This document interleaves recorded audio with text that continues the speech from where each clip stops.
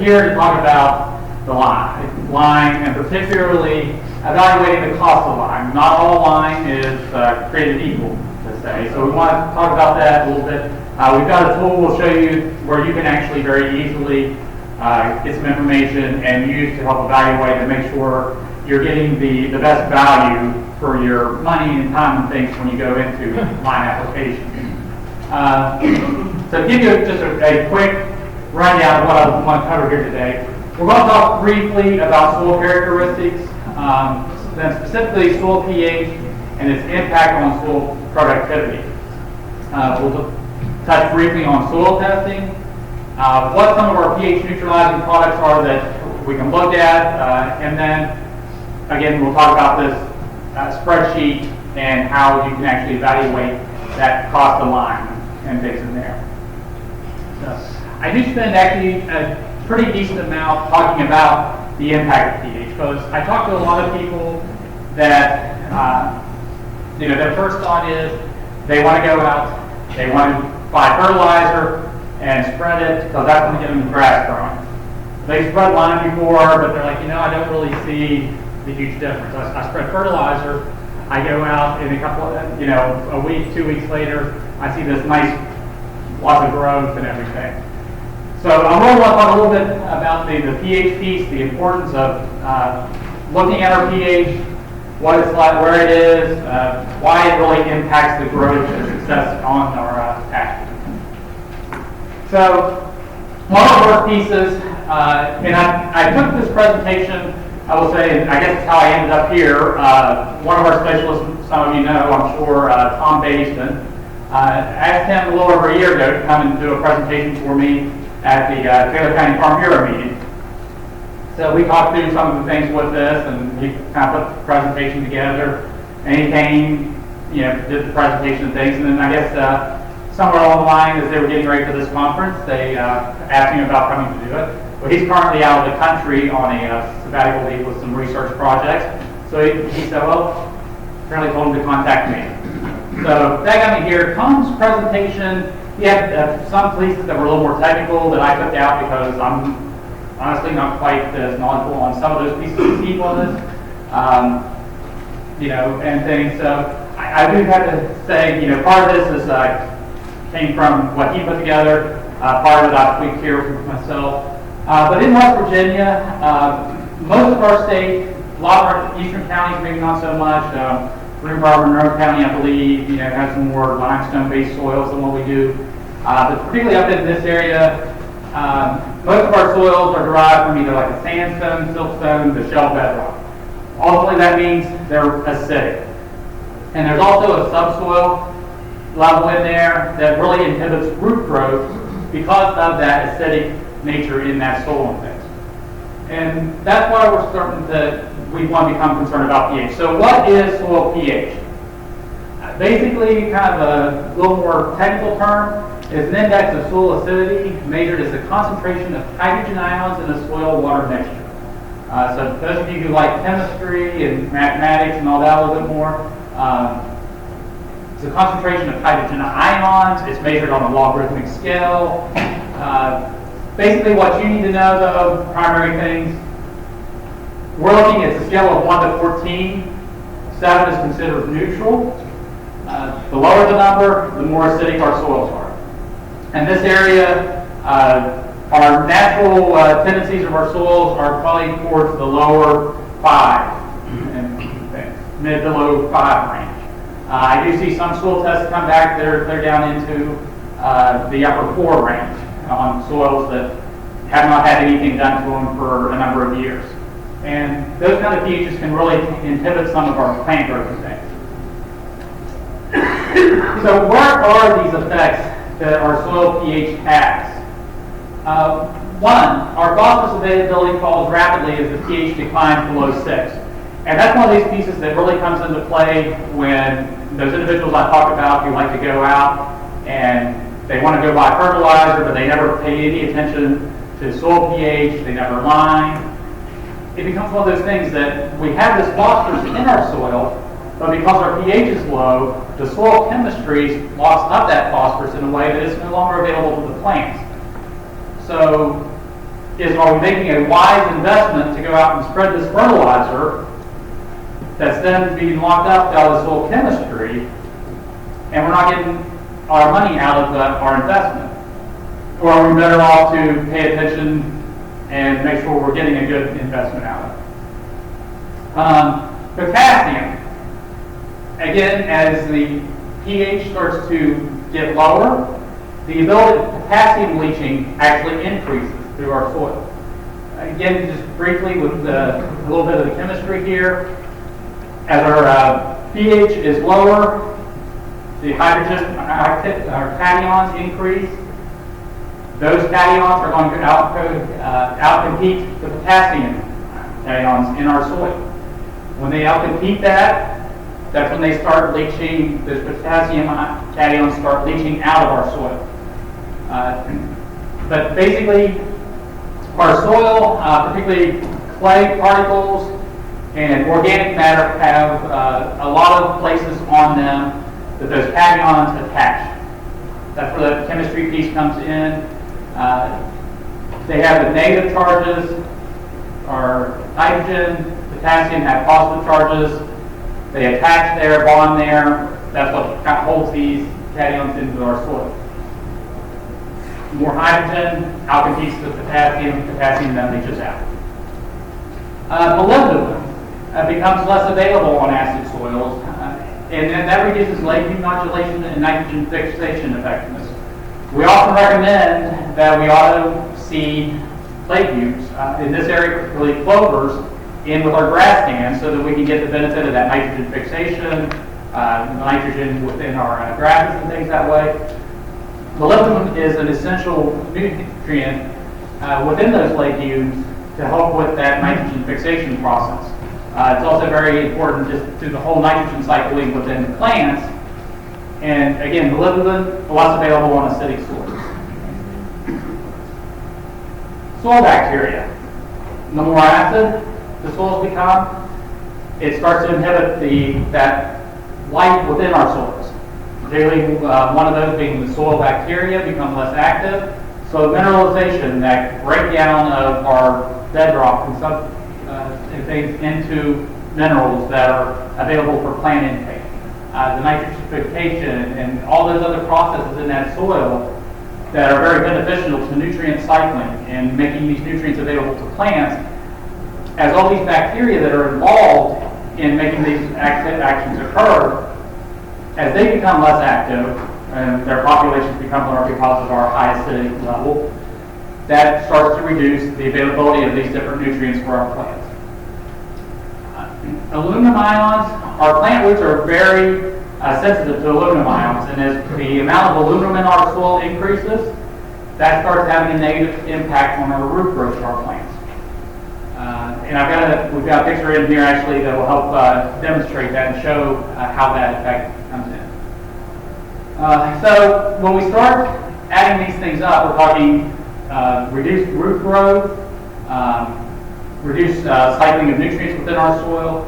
That all is going to start resulting in our plants aren't able to take up as much nutrients.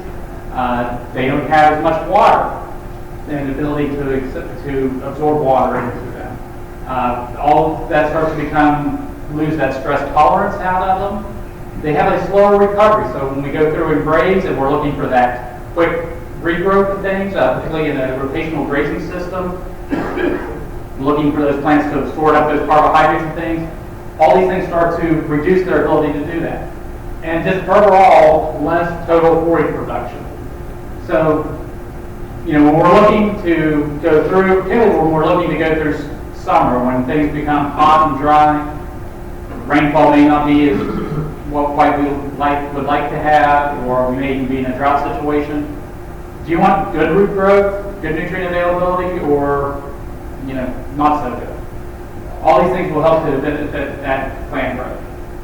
And then there are a few more micronutrients that we get into some of these very low soil pH levels, that they start to become accumulating in the plants to the point that they become toxic to the plant. It's not concerned with our animals, but they can become toxic enough that they will actually kill the plants themselves, which, of course, then we don't have for grazing.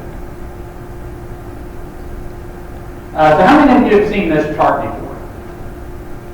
Okay, quite a few of you. It's really a pretty simple chart. And I realize it may be, those of you in the back may have a hard time really reading it, but across the bottom is our soil pH scale.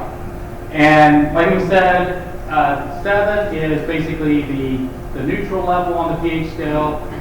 So a lot of times with our soil testing, particularly in our hay fields, pasture situations, we try to target about a 6.5 or so on the pH. So we're looking right in here. And each one of these bars are one of our different nutrients out in the soil. Particularly the top 3, nitrogen, phosphorus, potassium. We got our other macronutrients, the sulfur, calcium, magnesium down through there. And what I really like for you to notice on this, like I said, a lot of our soils naturally in this area start falling in between the 5 and 5.5 range. So we're looking in this area of the chart. The wider the band of that bar is, the more available that nutrient is to the plant. So if you look at phosphorus, out here, very little of the phosphorus that's in the soil is actually available to our plants. And as we come this way, it increases. And you get in here between this 5.5 and 6, it gets up pretty decent shape. And then between the 6, 6.5 is really that maximum availability of phosphorus to our plants and things out of the soil. But when we're down in here between this 5 and 5.5 range, again, you can see that phosphorus level has started to drop off pretty quickly.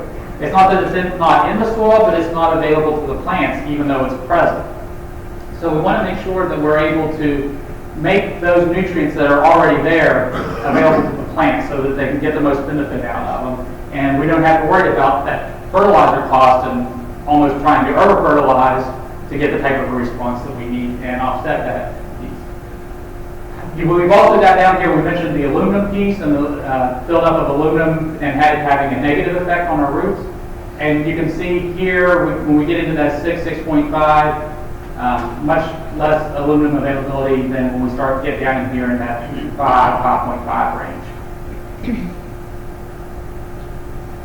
So where some of this starts coming into play. There is what they refer to as Liebig's law of minimum. And you can read down through there. Unless the soil is in perfect balance, whatever our most limiting nutrient is, that is the most growth we can get out of our plants. So if you think of that as a barrel, the old wooden barrels with the wooden staves, whatever one of those wooden staves is the lowest, where you can fill up with water on that is as much water as that barrel is able to hold. And it's kind of the same with our plant growth. In this particular case, they've got this wooden stave here, marked as our nitrogen, which is often one of our nutrients that we do have issues if we're not supplementing fertilizer. But whatever that nutrient is that's the most limiting, our plants can't grow beyond that point. So when we start talking about phosphorus being locked up in the soil, not available to our plants, and we know that that's one of our macronutrients that they have to have, the highest volumes of, that's the type of thing that very quickly can start to impact how much growth and things we get overall within our plants. Okay, this little diagram here is really kind of another way of representing the phosphorus piece. Like I said earlier, I really want, I've sat through different sessions through lots of conferences and presentations over time, and people will come in, they'll talk about how you need to do this, and the piece of the worksheet, how to do the numbers on the line and things, we can do that really easy. Like I said here, we can do a 10-minute presentation and pretty well hit that piece and be done. But my thing is, so often, like I said earlier, people don't necessarily fully understand what the basis is and where we get the benefit. So this is to try to show you again the issue with our phosphorus within our soils. And this chart goes from 1 to 10 on our pH scale. You can see down here 1 up through. This is iron fixation. On this section, fixation by aluminum. And up here we actually get some calcium and things. But this point here, which comes in about that 6.5, again, is that point where our phosphorus level is most available to our crops. So again, if you're going to be applying phosphorus fertilizer, you want to make sure it's not cheap, that you're getting as much benefit out of that phosphorus fertilizer as you can. So having that 6.5 on your pH is a good target area to make sure that you're getting as much benefit as you can out of that.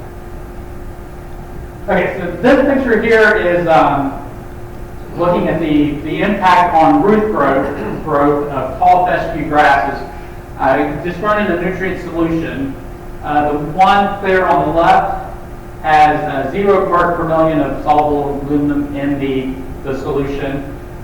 The one in the center, 2 parts per million. The one on the right, 4 parts per million. And you can see how much of a difference there is in root growth as that aluminum level in the soil increases. So again, that's one of those nutrients that we said actually as we go to a lower pH becomes more available. So as we line our soils, bring our pH up, it moves us away from these sides up closer to this point here to allow that root growth and things. If we go into a drought this summer, which one of these plants do you want to have growing in your pastures and hayfields? Pretty simple piece there. We're all going to want this here that's got that real heavy, thick root growth system.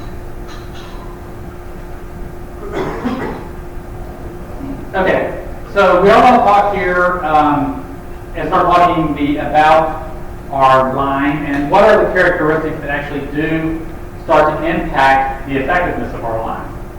And within that, there's really two basic things that we're going to use within this evaluation to try to determine which one is our best option.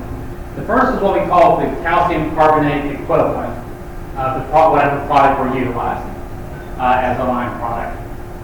And basically that is the capacity of that product to neutralize acid in relation to pure calcium carbonate, and it's expressed as a percentage. Pure calcium carbonate is considered 100% neutralizing value. Our line products are not pure calcium carbonate. So therefore, we typically, it's something other than that we're going to get as far as that CCE. And we'll talk a little bit about that in a minute. And then the other characteristic that we really look at is the fineness of the product.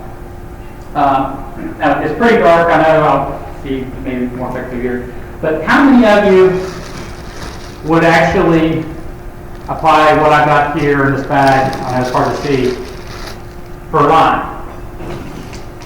Would anybody actually apply something like this to think you're getting any benefit?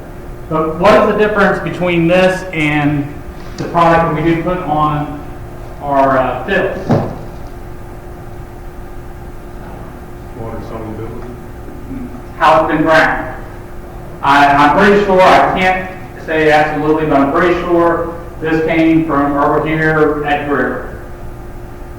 Same limestone rock that they grind up and say, here's your lime. It's that fineness, how fine that line is ground is a major, major contributor to how effective the product is.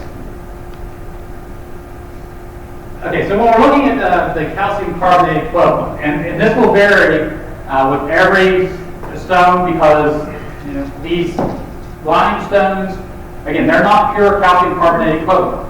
They've got other pieces and other minerals and everything in them, so that's going to impact the effectiveness.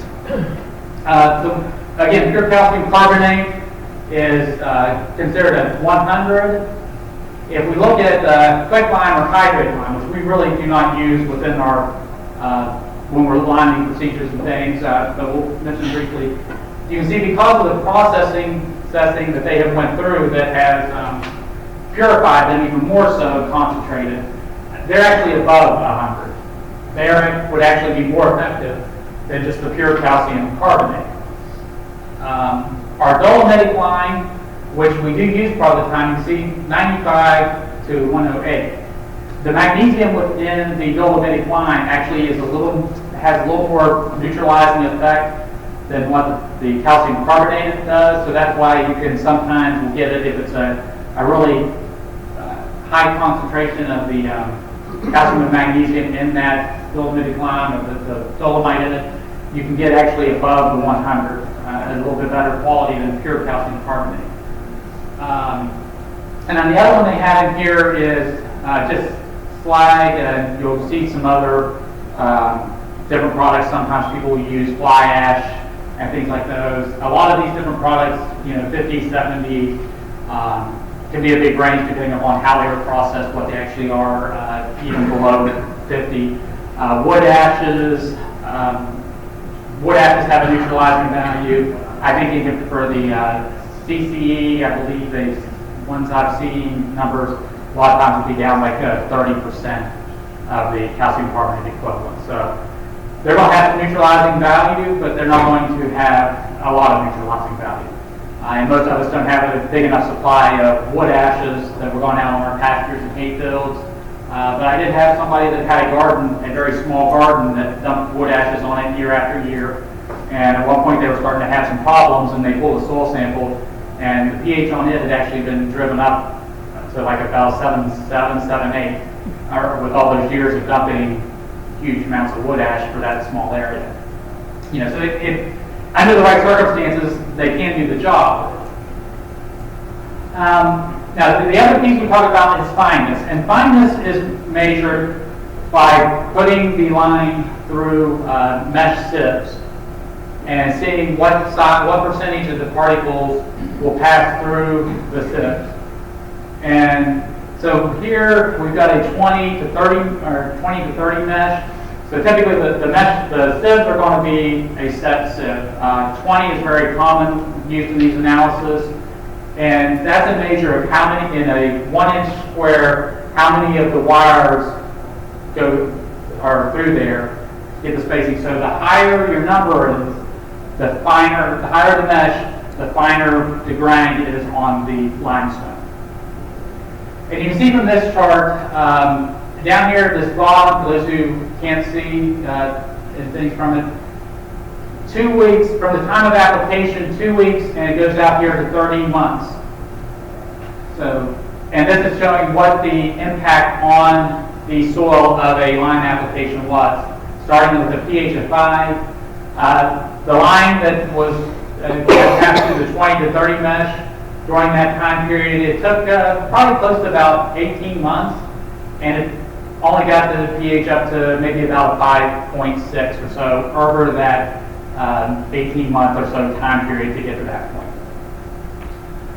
The 40-50 mesh sieve in this particular project that they did, again, they went a little bit past 18 months, but it did get the pH up to about a 6.5. So even though it was not as, it was a finer product, it still took a good bit of time to get the full value out of it. And then this line here is the 100 mesh. And you see it actually pushed the pH up to maybe somewhere about a 6.8 or so. And that only took, somewhere about 7-8 months to get up to that point. So with the same volume of application, but the difference in how well it had been ground up, you can see the difference of going from a 5.6 and taking 18 months to getting up to a 6.8 in about 7 to 8 months. And that is one thing when we talk about, I mentioned that a lot of people like to go out and they put the fertilizer on because they can go out in a couple of weeks and they can really see that growth and things on those grasses. That's one of the reasons we don't necessarily see that when we do our lime applications, is even with this 100 mesh, which is considered a really good grind on our lime, you can see it still took 7 to 8 months to fully get up to that peak of the impact on that pH. It is not a quick process. Our fertilizers, unless they have some type of a slow release product in them, they neutralize, they go dissolve out into the soil, become available pretty quickly. Lime is a much slower process, so we've got to be aware it's going to take us some time to see that results. The benefit, though, a lot of times we're talking about nitrogen fertilizer. Once we do that nitrogen fertilizer application, how many weeks is it there in the soil, and are we really seeing a lot of benefit out of it? Any ideas? 6 weeks maybe, somewhere in there. Kind of depends upon what your soils are like, what moisture we have, different variations there. But we're going to see all that in a very short time period. We're going to see the benefit of that. When we're talking about our line, you see this was at the going out past the 30-month point, maybe even talking closer to 36 months or so 3 years after this application. It's still up about that 6364 with those better quality grinds on them. So while it's a slower process to have that initial effect, it's also a much longer lasting process. Just another way to kind of look at this real quick. This line right here indicates the tons per acre of lime required for the lime application. This one here is a measure of how effective the lime is. What percentage of the lime is actually going to be effective and work to change the pH of the soil. And across the bottom is our particle size, or our mesh number. So again, at that 20 mesh, you can see it's less than 20% effective at the lime product. And you're probably looking up here somewhere close to 7-8 tons per acre of lime, versus coming out here to this 100 mesh where you get almost 100% effectiveness, and you're looking probably closer to a ton of lime to get the same result out of that. So if mesh size and how finely ground is becomes very important. I was trying to find some where they maybe had done some research that actually said, okay, well, we applied this and these are the differences in growth that we got. I was having a hard time to find that. I did find this one reference, but it didn't really give full details of exactly what was done, so there's a couple of pieces I can't answer on this. Basically, this was a crimson clover yield test done based upon the particle size of the lime. And you can see when they used the 20 to 40 inch, and this was done in pots within a greenhouse. So it's not a fill setting, but it does give you an idea. The 20 to 40 mesh lime application had no impact, whether it was calcitic or dolomitic lime, either one, on the growth of that crimson clover in those pots.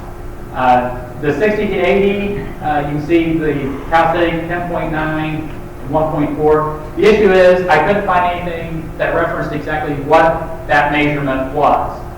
It's a dry weight per pot, but I don't know whether they were really large pots and that's pounds of crimson clover, if they're talking ounces of crimson clover per pot. I don't know exactly what that is, but you can still see 10.9, 1.4, definitely a significant decrease, particularly here with the calcitic over the 20 to 40 mesh. And you can see how it goes on up. They went clear up to a particle size that's finer than 200 mesh.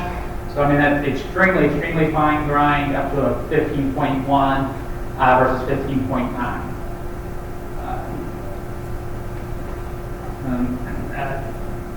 Again, not knowing exactly what measurement unit it is, but it is definitely a nice increase in growth. So I think we've talked briefly about soil sampling. Hopefully those of you, you're here, you've got enough interest in grazing to come out to this. Hopefully that means that you have had enough interest over the years that you've actually maybe have done soil testing already, have some basic ideas and things. So I'm not going to spend a lot of time on it. If you're not familiar with soil testing procedures and things, the WVU Soil Testing Lab, they have a website, they've got videos, they've got printouts with directions and everything available and things. So you can easily go and find how to properly take a sample in much more detail than what I'm going to talk about. Some basic tools that you'll need. A soil probe is really nice, but it's not essential. You can easily do this with a shovel or even a little hand spade. If you're really lucky you've got soil that you can use a little hand spade to get a good enough slice of soil out of it. But you're going to need some type of a container, to put your samples in as you take them. Make sure you have a very clean container. You can also look on the extension website. It's been a number of years ago, but one of the agents did a little research project, type deal, where he contaminated a lot of soil samples and sent them through the lab just to see what the impact of the contamination would be in things. And about anything you can think of that he put in there, and I think there was about 40 different things he was imagining or did to the different soil, including heating it in ovens and everything. It had some type of an impact on that sample so that it did not come back accurate versus what the control samples did. So you can go look at that for a couple minutes if you want some to understand why it's so important to make sure you've got a clean container. Typically, when we're talking pastures, hay fields, about a 2-inch sample is going to get the bulk of the area where your root growth is going to be. And then you do need, a small container, and this here is a little serving spoon with the holes there and things to be able to kind of sift the soil out, make sure you get any little rocks, roots, that type of stuff out of it before you send it into the lab. But again, go to the WB soil testing website, and you can get all the information you need. But it's very essential to if you're going to go through this process, make sure you have proper soil tests. One thing I hear all the time is my field's got broom sedge in it, so I know I need lime. And I have had the experience where the guy came to me and he said, "Here's my soil test. Tell me what's going on because my field's full of broom sedge. Well, my pH is 6.8. So while we often see broom sedge and low soil pH go hand in hand, that was a particular case that he had another completely different nutrient issue going on. That if he would have just done like a lot of people and said, well, I'm going to go and get a couple tons of lime an acre and put on there, he would not have benefited where he was really looking for because it was just going to continue to push his pH higher and he was already up where he needed to be. So there is no way that you can just go out, look at it, and say, yep, this is what I need. Do it, take a little bit of time, do a soil test, it will pay for itself. When you get the results back, there's a good chance you may look at it. This is a copy of one of the forms. You very well may look at this and say, okay, I don't have a clue what I'm looking at. Contact your local extension office. Most offices are going to be able to help you with this. If it is an office that doesn't have an ag agent in it that's able to help you, they can at least get you referred to somebody who will be able to help you with things. A couple of basic things. This piece up here, for those who haven't looked at this, will give you what your current levels are for your pH, your phosphorus, potassium, calcium, and magnesium. The section down here gives you recommendations for applications of your fertilizers for your nitrogen, phosphorus, potassium, as well as your lime application if it needs an application there. Particularly when it comes to these nutrient levels, they give a general recommendation. We do have a spreadsheet that we can actually tweak, particularly if we know a little bit more about your soils, that we can pull from the mapping and different things. And we can actually tweak these recommendations to be even a little more specific to your situation. These usually will work pretty decent, but if you want to do a little bit better, we can work you through that. The website that we'll get here in a minute that has the spreadsheet to evaluate the lime quality actually also has that same spreadsheet. If you're really comfortable with Excel, you're really comfortable with the general idea of the soil nutrient levels and fertilizers and everything, you can actually go on and do it yourself if you want. That's what it's going to look like. Don't be afraid to contact your local extension office and say, give me a hand figuring out what this means. So what are the products that we have available? The one that we use most often is a form of a calcitic limestone.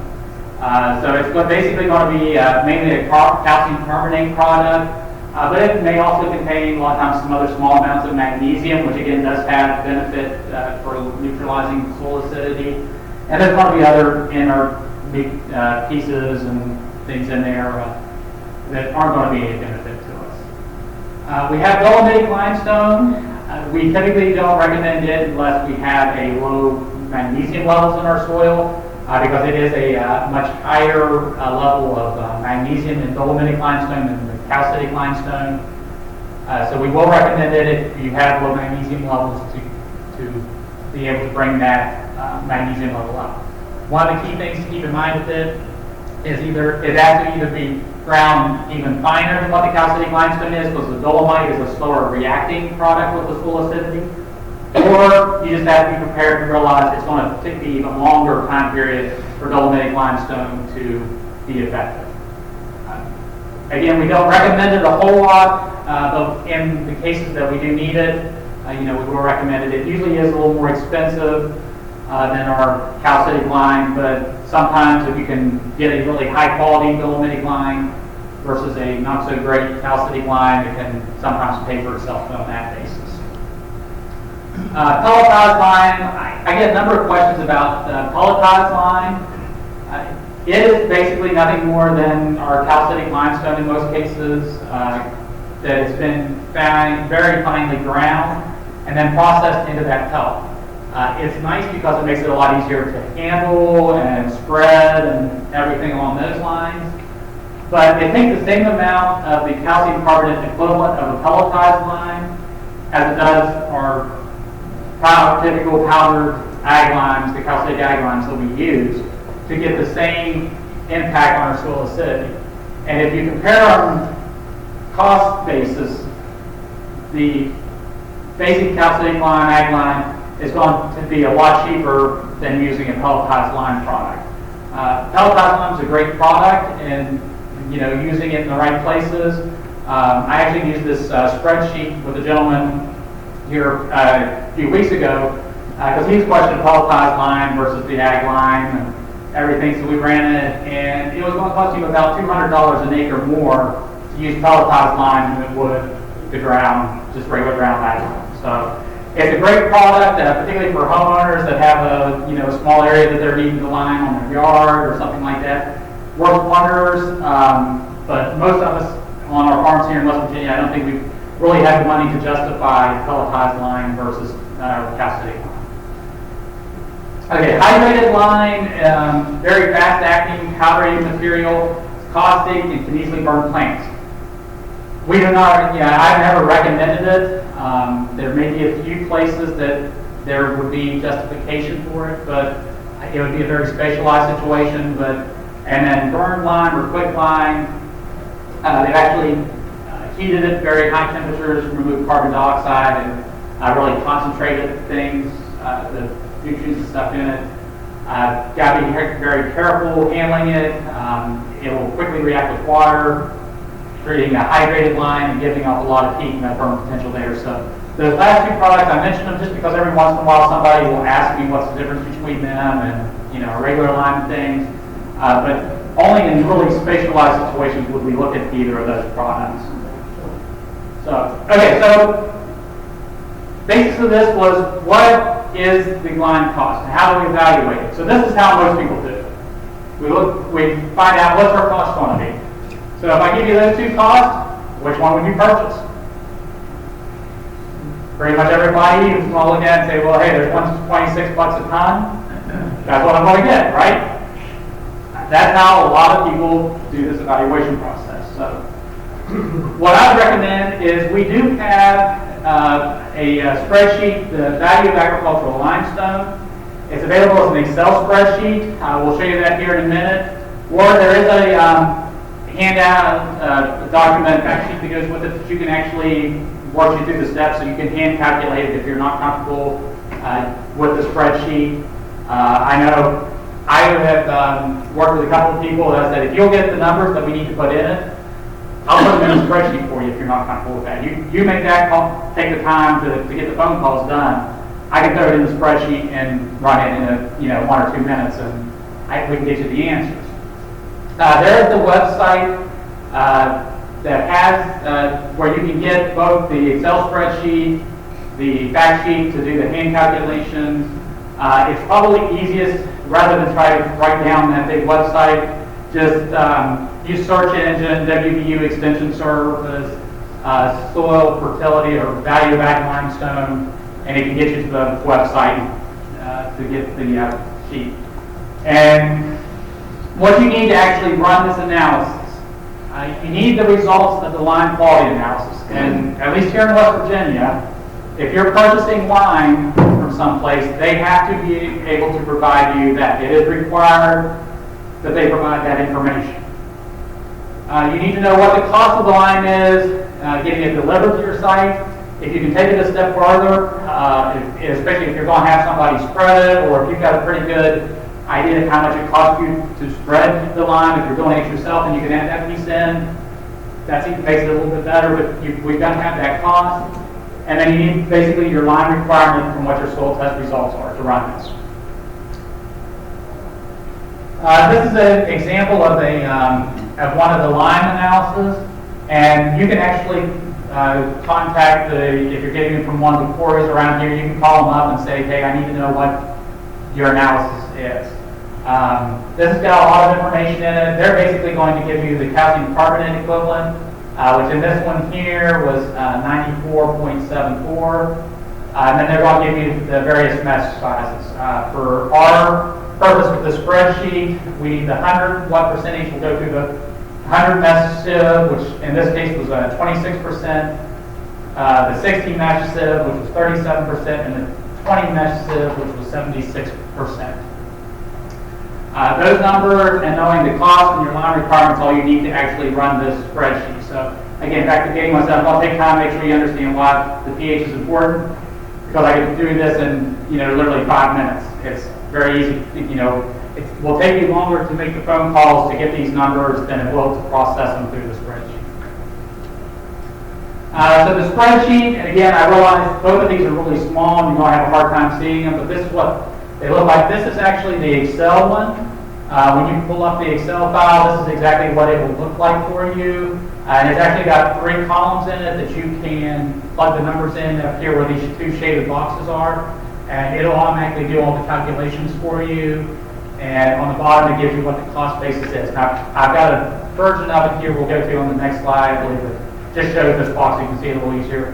And this is the hand calculation. You can put in your calcium carbonate equivalent, the percentages passing each sieve, do a little bit of math, and work out. And it'll give you how many tons of lime it is to get the equivalent neutralizing value, so that you can look at. Then you do have to do the manual calculations of what your cost is per ton and how many tons you need per acre to figure out what your total cost per acre is.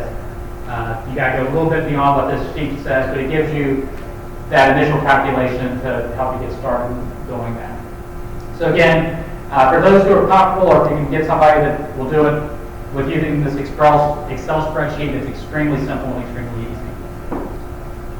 So again, here it is, a little bit higher, a little easier to see. And we'll run through here again, lime cost. So what is the cost per ton? Delivered, in this case, this was delivered and spread on the bill, hopefully. Some people will run it with just what it costs to get it delivered, because they spread it themselves and they never really sat down and done the calculations of time and fuel and things to get a good idea of what their cost is. But get them on an equal cost basis, at least to the farm, to do that. The CCE number is a decimal, and then what your lime requirement is, and then again, here are the sieve sizes. So here are those 3 limes that I had there just a few minutes ago: $42, $34, $26. And you see the $42 was actually a high mag line, so its CCE was actually slightly above 1, so it's a very good quality on purity. When you get down here, like you see the middle line 0.98, so again, a very good quality line. Quite frankly, what I see a lot of times on the couple of quarries that people in this area get lime for is a lot of times it's closer to this 0.8 and things. This one used a 2 ton per acre requirement. We've got the sieve sizes, and you see that high mag lime also was ground bearing fine, with 75% of it passing that 100 mesh sieve. These two here, there's not a huge difference. Both of them only had 40% passing that 100 mesh sieve. And again, this particular line here, I have seen multiple samples in this area that is kind of this level. But unfortunately, the limestone that we have in this area is not a real high quality limestone. And so, you know, it is an issue that we have to deal with. But when you run these numbers out, because of the percentages of the sieve, that effectiveness that we showed you earlier, you can see cost per acre based upon the actual effective neutralizing value. So how much impact is that line actually going to have? And then also here, the tons of lime needed. Our requirement was 2 tons. By the time the calculations took into consideration that calcium carbonate equivalent and the sieve sizes and how effective it actually would be, even that high mag is still recommended just slightly over 2 tons, 2.05 tons. This calcium 1, 2.63 tons, and if we go to the calcium, the second one here, it goes up to 3.62 tons of that product to truly get the benefit out of it. So that's something else. If you've been doing a good job, you've been getting your soil tests, and you've been liming according to them, but you don't know what the quality of lime you've actually been using, this may also be where you come into play that you're not, if you haven't seen the results that you really think you should have, this could be why.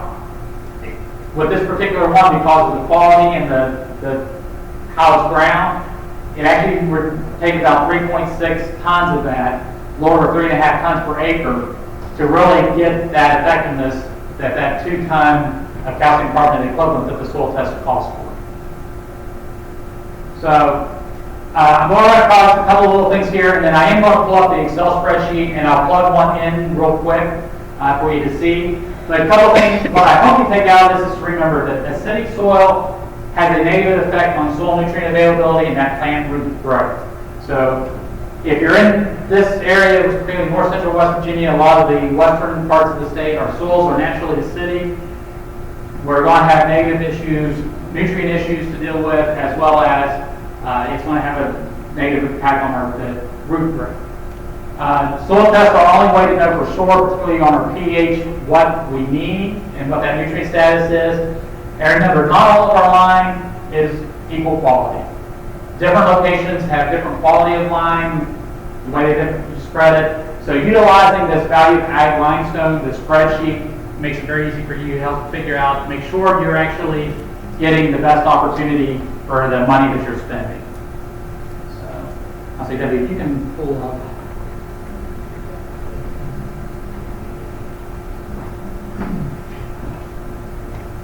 I said, we'll pull up the spreadsheet. And you can see that I actually just left in, it's the same piece that we had in before as far as the numbers. I guess I did, when I was using this for something else, I did change it to say line 1, line 2, and line 3 instead of the separation of the highly grade line. But the first 2 lines are the same. For line 3, I'm going to go in and I'm actually going to use the numbers from that line analysis that we put in. Or, Debbie, if you want to plug it in. Yeah. So that line analysis that we showed a little bit ago had a CCE of 94.74. And if you want to just put 0.95 in, because it's going to convert it to that anyways. We have to keep that same 2 ton requirement. And then drop down on the screen mesh sizes. The 0.26 on the 100 mesh, 0.37 on the 60 mesh, and 0.76 on the 20 mesh. That runs the calculations. You can see it's already got tons per acre based on the neutralizing value 96.88 tons. So the only piece we did not take time to put in on that one line in that minute or so it took to do that was the clock, because we just left it in. Like I said, it's going to take you, it will take you a little bit longer to actually call wherever you're sourcing your line from to request these numbers than it will take to put them into the spreadsheet and run it. Because it's set up, it does all the math very quickly and easily for you.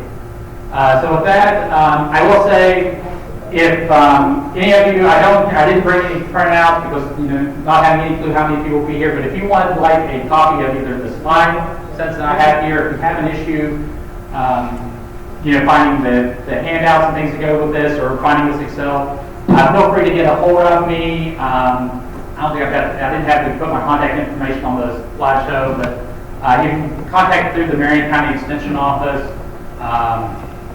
And email's probably an easier way, and my email address is just my name, john.murray@mel.wvu.edu. And you can use our extension website to find that. I've got a few business cards up here if any of you want them. But otherwise, if you've got any questions, I'll be happy to try to answer and entertain anything. But again, it's a very simple process to use that spreadsheet. But just please remember the importance that lining our soils and adjusting our pH can have with our productivity of our plants. Have you ever dealt with like bioliquid calcium or anything? Is that worthwhile? Or is that like the hydrated lime that he's saying is dangerous to use on it? I don't know a huge amount about like the liquid calciums. What I have read on, one of the pieces is it depends upon what the source of the calcium is. So you got to check on the quality of them. But most of those are, a lower enough quality that the burn things really isn't a concern with like the hydrated or burnt lime would be. The piece that I see that calls it into question is really the cost piece. If you're getting enough product really on to get the true effectiveness, comparing putting it on versus actual ag lime on, you're probably not, the quantity of neutralizing value you're getting on probably is not an apples to apples type comparison. The other big concern is, because you really have to get the same volume almost of the actual powdered lime equivalent in that on your fields as what you do spreading the dry lime, but you've also then have all that water that you've got to be spreading at the same time. So I've known some people who have used it. They've been very happy with the results with the liquid limes, but I think the piece is going to come down to they were using it year after year after year, and I don't know economically if you truly sat down and penciled all of it out, if it's financially a better option. I don't have anything to say that there's anything negative on it outside of the cost association. Would you, or can you, or would you recommend almost, no matter, I guess, really what, would you always go with the higher mesh line to get? No. I would run it through that spreadsheet because I know I've done that before where sometimes because of the cost for us to get the higher quality line or the higher ground line in to this area, we could deal with a lower quality line. We'd have to apply more of it, but the cost difference was just it offset. We had so much more cost that it was still going to become more expensive to get the same benefit out of it. It really depends upon where you're at, what your lime sources are, and even lime sources change. One quarry we ran numbers on a little over a year ago, and I looked at their numbers for another individual in the fall last year, and the calcium carbonate equivalent had actually changed by about 20%. It had went from like a 0.8 area down to a 0.6 something. And when we originally ran it a year ago, when it was 0.8, we compared two different lines that were relatively easy to get into the area. They were both 0.8 on the calcium carbonate equivalent, but the one had a much finer grind than the other, so it was a more expensive line, but because it was ground finer, it made it the cheaper option to bring in. But I ran those same numbers here again over the fall off those same two quarries, and the ones that had the finer grind, the quality of that calcium carbonate equivalent had dropped down to, like I said, it was 0.6 something, I forget exactly. So when we ran the math out on that one, ultimately I ended up sitting there with the guy saying, well, if you can get from this quarry for less than, something like less than 12, 15 bucks a ton, I forget exactly what it was in there, you know, you're going to be better off here. You know, if that quarry is over $18 or something a ton, then you're going to be better off to go there. And if it's in between, it's going to kind of almost impossible.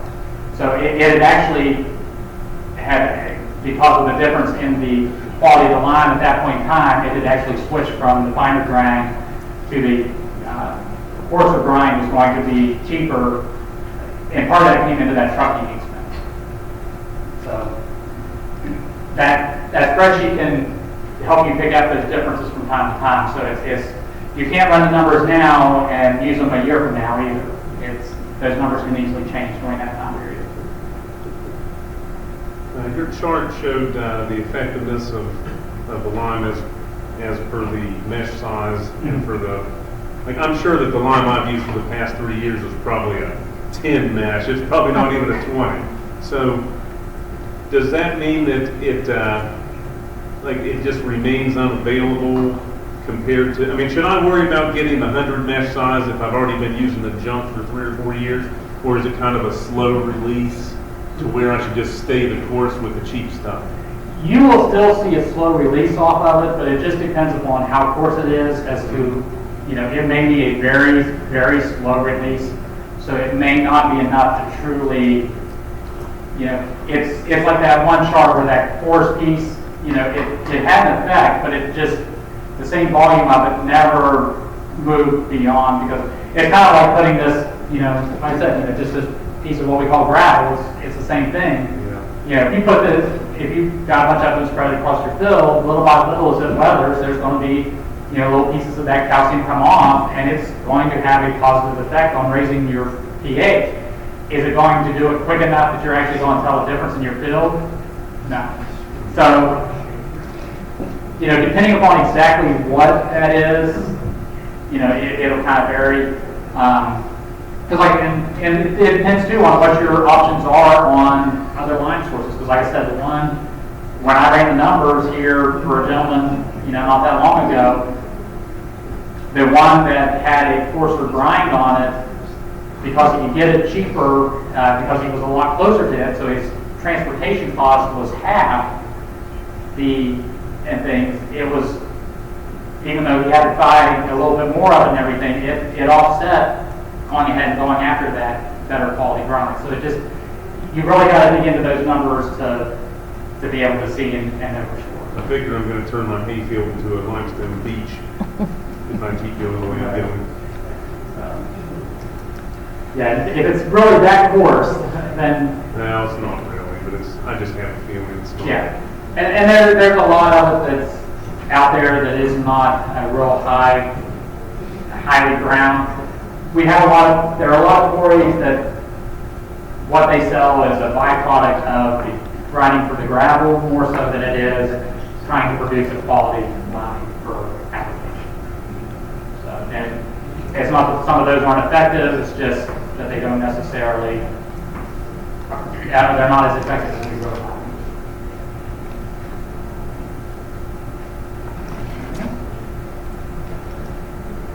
You talked about a farmer that had broom sedge and he had a higher pH field. What nutrient was he? He was extremely low on phosphorus. Phosphorus? Yeah. On his soil test, his phosphorus was down, I think it may have even been single digit, like 7-8 pounds per acre. I mean, it was extremely low, so there just wasn't much of anything that was going to grow, but broom sedge apparently doesn't need much in the way of phosphorus to grow, and it was able to go ahead and grow at that point. Okay, I'll be up here. If you have any questions, feel free to come up and have you discuss. Like I said, I have to pull them out here. I've got some business cards if you want to get in touch with me. I will say email is a better option if you can than trying to call me. Like I said in my introduction, I work in both Marion and Taylor counties. If you know much about our jobs as extension agents, I get maybe half the time actually in an office, and when you divide that between 2 offices, that may mean a fourth of my time is actually spent in either one of those, so it can be a job of phone tag and everything to actually track me down by phone. But I'm more than happy to answer any questions I can. Thank you very much, and if you would, please remember to fill out your evaluations.